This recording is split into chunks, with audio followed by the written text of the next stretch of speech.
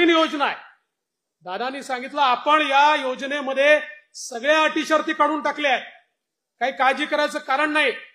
माध्यमांना देखील सांगू इच्छितो की आपणही लक्षात घ्या, कुठल्याही अटी शर्ती आता याच्यामध्ये नाहीत.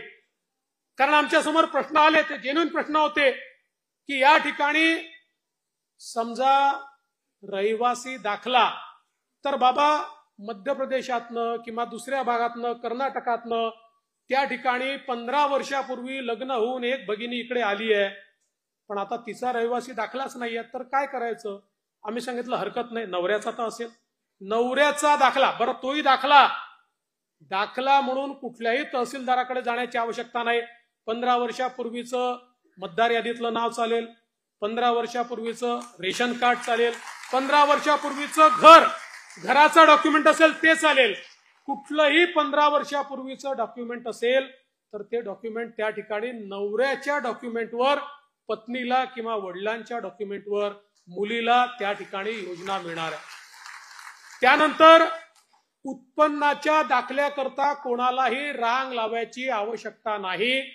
कारण ज्यांच्याकडे पिवळे आणि केशरी रेशन कार्ड आहेत अशा सगळ्यांना त्या ठिकाणी ही योजना लागू करण्यात आलेली आहे. त्यामुळे ते कार्डच त्यांचा उत्पन्नाचा दाखला समजला जाईल. मग कोणीतरी सांगितलं कुटुंबाची व्याख्या काय? रेशन कार्ड ही कुटुंबाची व्याख्या आहे. त्यामुळे नव्याने आता हे कुटुंब काय आहे त्याचा दाखला घ्यायचा आहे का? असा कुठलाही दाखला घेण्याची आवश्यकता नाहीये.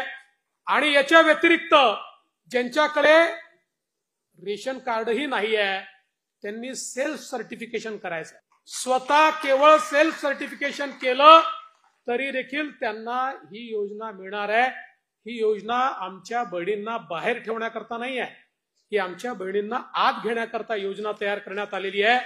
त्यामुळे आपल्यालाही कुठेही काही अडचण योजनेच्या संदर्भात वाटली, आपण आता ऑफलाईन फॉर्मही घेतोय, ऍपवरही फॉर्म घेतोय.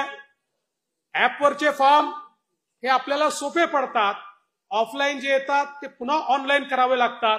पण जी पद्धत असेल त्या पद्धतीने आपण घेतोय.